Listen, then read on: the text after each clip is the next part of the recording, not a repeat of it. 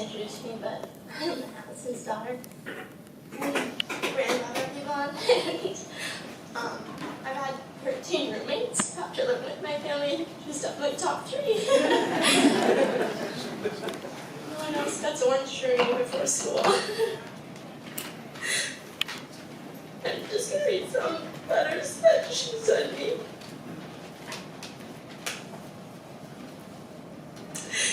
The first one is from October 27, 2018. She said, Isabel, cloudy, dreary day today, but not too cold. 50 Fahrenheit, smiley face. How are you doing? Is this school hard or easy for you? Halloween is evident as a lot of people have decorations placed out in the yard. Big plastic pumpkins, ghosts hanging in the trees, plastic gravestones in the grass, etc. People spend as much on Halloween decorations now as they spend on Christmas. I'm driving to Trumbull soon. The furnace isn't working. I have an appointment with the repair company. I think there should be some heat on, even though no one's there in the winter. Anytime you think you'd like to come visit, just let me know. 414-762-937. Keep warm. Love you, Graham. XO. Second one she sent was also from October, but from 2020. She said, "Hi honey, beautiful day today, 50th sunny and breezy. I still have leeks, Swiss chard, and green tomatoes in the garden. They'd better hurry up and ripen. Sitting out there blooming nicely, so I cut them for my vase. Lisa came over yesterday while John was teaching chess. We drove out to First Ave along the lake and walked around looking at beautiful houses there. Someone had chopped down a tree and had limbs cut up neatly, stacked on the curb, so we took some.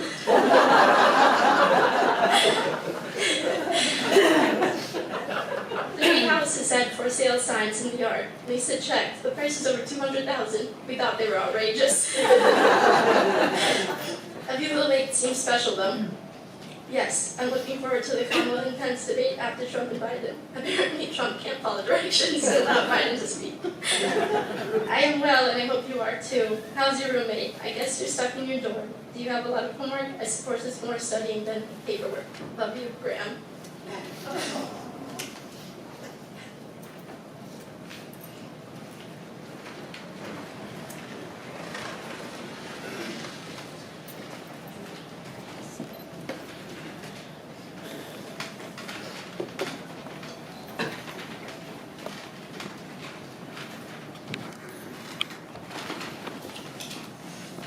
Gotta find my sheet underneath all the other ones. We are both Christopher's daughters, so grandchildren as well. We have 2 poems that we wrote, both reasonably short, so hopefully not boring.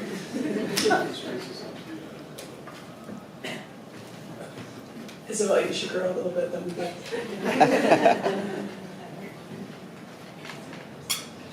Sure. Mine's called Dear Grandma. I remember the way you pulled me in for a hug, how you called all of us honey. I remember your calculated way of moving through the world, how you added an extra syllable to the word no. I remember the way you told me stories about your time in Turkey, in Thailand, in China. I remember you told me them at least 4 times. Yes, I'm also surprised they serve duck skin rather than duck meat. I remember the blue cardigan you wore with your brown pants. I remember the bee sting I got on your wooden swing. I remember Dad reminiscing on how you once bought the family a pie-sized block of chocolate. You gave him a kind smile and reminded him that hadn't happened. I remember you reminding me that Anthony and Michael didn't like nuts in their banana bread. I remember feeling closer to you because I did. I remember the radio clock in your kitchen, how it filled the house with life. I remember the feeling of home when my college basement smelled like yours. I remember the cold floor, the wooden laundry bins, the rusty darts. I remember the trips to Wisconsin when I ate twice as much as I usually would. I remember most of that happening at your house. I remember playing wiffle ball in your backyard. I remember our trip to Florida when you rode on the back of Uncle Rob's motorcycle. I remember spending New Year's Eve in Spain, eating grapes with each midnight bell toll. I remember learning that the grapes had pits. I remember how you'd fly out to visit us when Mom and Dad were traveling. I remember the way you reminded me that my grades in school didn't matter. I remember wishing I believed you. I remember the apple leather we made together in Boston. I remember studying the art on your walls. I remember finally convincing my parents to adopt our puppy, Dixie, and how you asked us why we didn't want a cute dog. I remember belly laughing when you showed Mom, Casey, and I a spa mask draped across your face.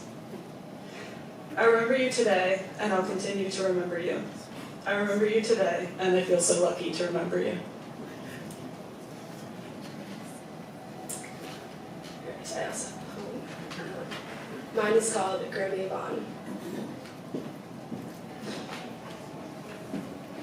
Her signature grin and chuckle, her practiced, matter-of-fact problem-solving skills, all precious memories now.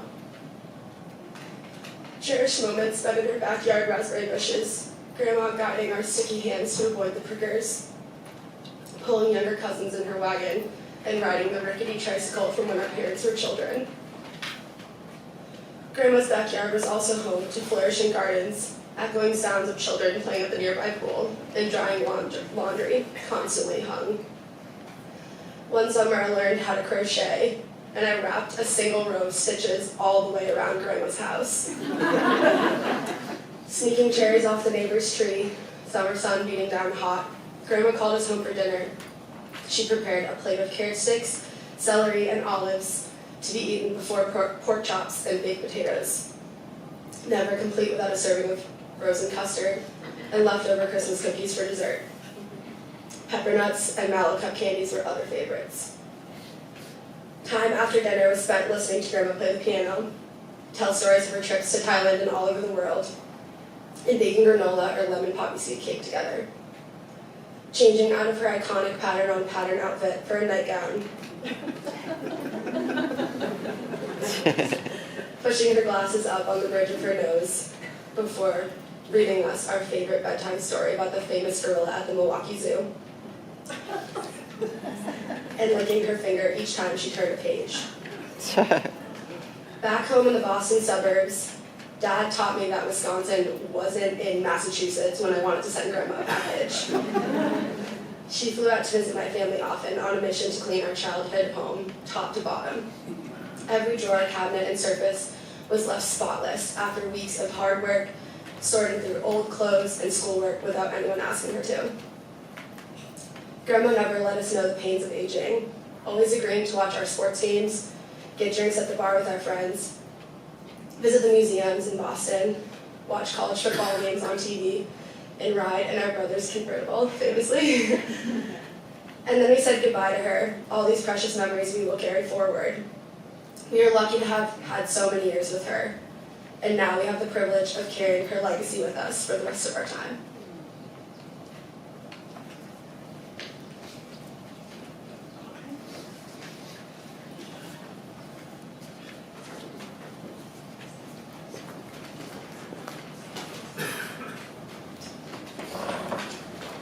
I'm not sure it's fair to have to speak after that. But we'll try. I hope that each of you feels welcome. I know that you all know one of us, and you're still here. Like, thank you. It's going to be amazing how solid I am as I read this, so just so you know. We'll see.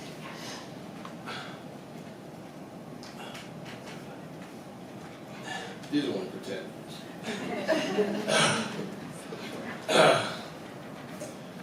Today we pay tribute to Yvonne. Thank you for sharing the experience with us. Mom appreciated shared experiences. She always took pleasure in simple joys like family bike rides to Grant Park, being outside, taking nature together. I recall many occasions spent talking while hanging laundry in the backyard. More economical and greener than the dryer, the breeze infused them with a lingering freshness. She taught by example the responsibilities of life, caring for family, community, and the earth. Mom loved each of our various feline friends, especially Kava, who loved to curl up in her lap while Mom immersed herself in the daily newspaper.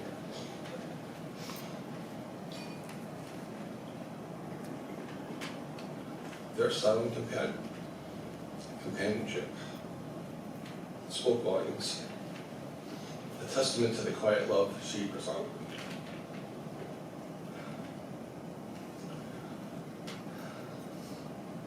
Mom was a craftsperson and had an artistic eye. She would sew clothes for her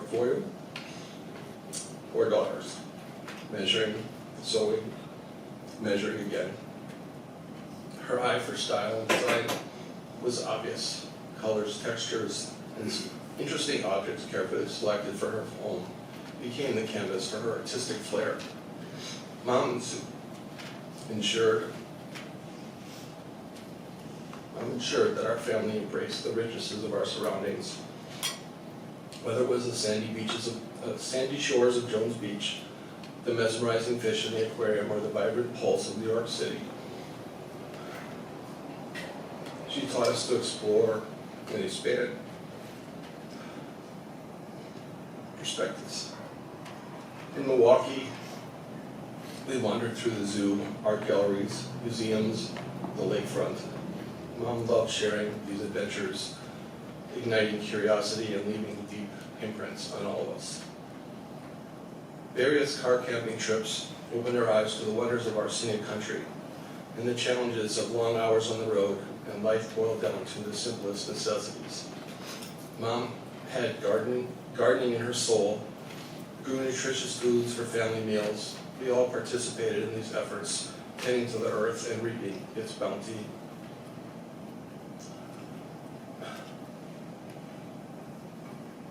Sometimes she'd venture into the woods with a friend, gathering mushrooms. Each year, we'd pick bushel baskets full of fresh tomatoes, preserved meticulously for year-round sauces, and in season, gathered fruit for jams and jellies, providing delicious meals better appreciated because of the shared experience preparing them. The aroma of banana bread, the glass jar full of homemade granola, comforting tastes of Italian dinners all bore her signature touch. She was Polish, by the way. Apparently, her inclusive style for pizza making has become legend, spinning off into many build-your-own pizza parties far from her kitchen. Or anybody. A true child of the information age, Mom consumed knowledge. She was a seeker of wisdom and shared her finds generously. She cut and distributed lifestyle articles, news topics, comic strips, all intended in a life phase appropriate manner. To pique each recipient's interest or provide perspective on current life challenges. Her love for PBS.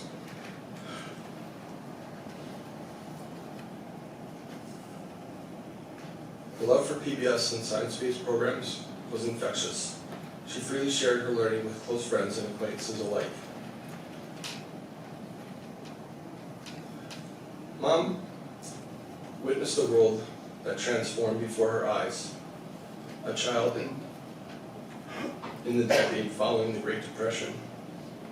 That's a long time ago. She navigated through times of great change, discovery, and progress.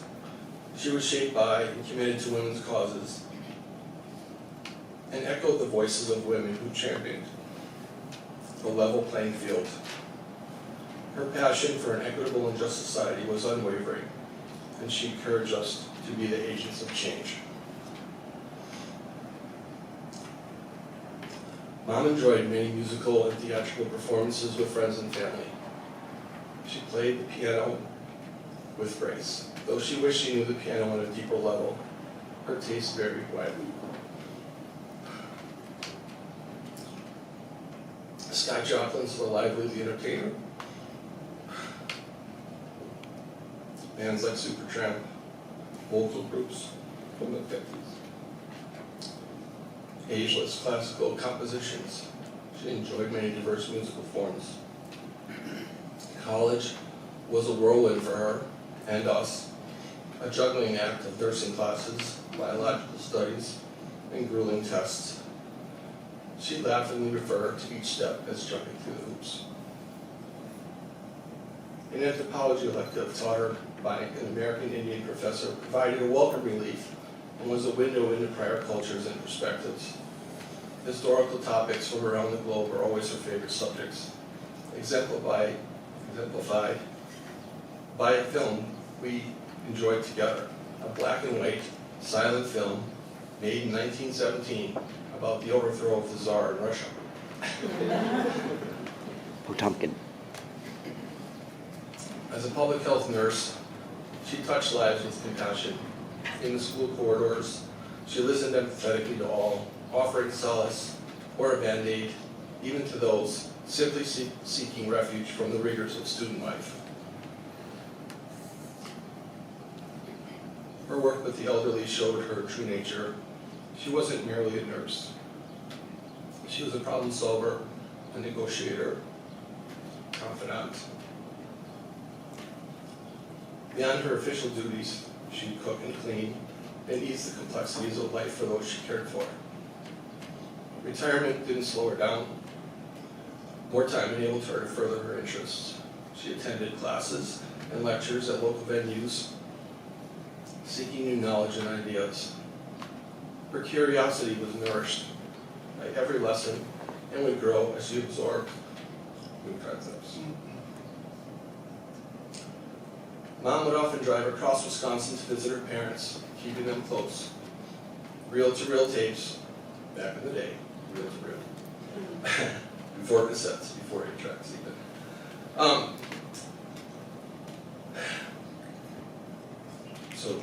Reel-to-reel tapes carried her voice to her mom, conversations bridging the miles, letters, and postcards flowed between friends and family, connecting hearts across distances.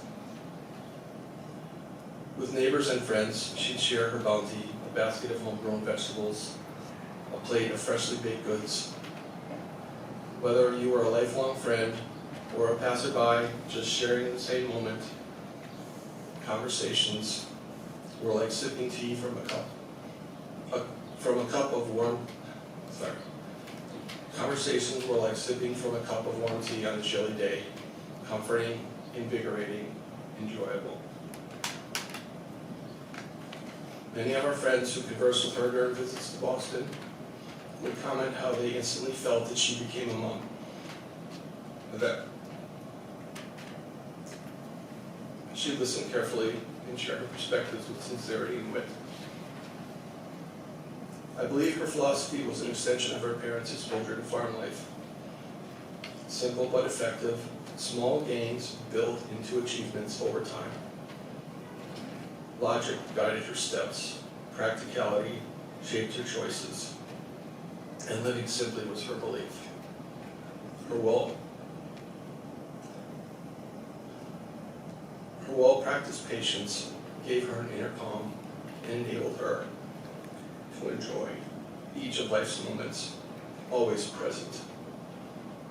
In a questionnaire about end of life matters, she distilled her thoughts into one word: inevitable. Death, she believed, was a journey. A passion, a passage to reunite with those cherished. Her legacy lives on, not in sorrow, but in the promise of reconnection.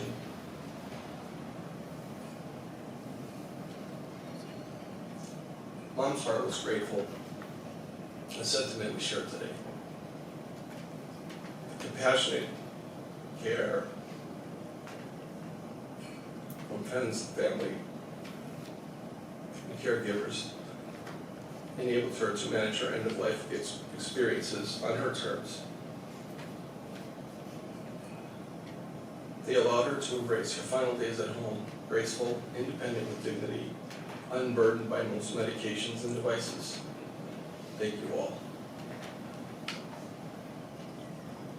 As we gather here today, let us celebrate a life well lived. Our laughter echoes.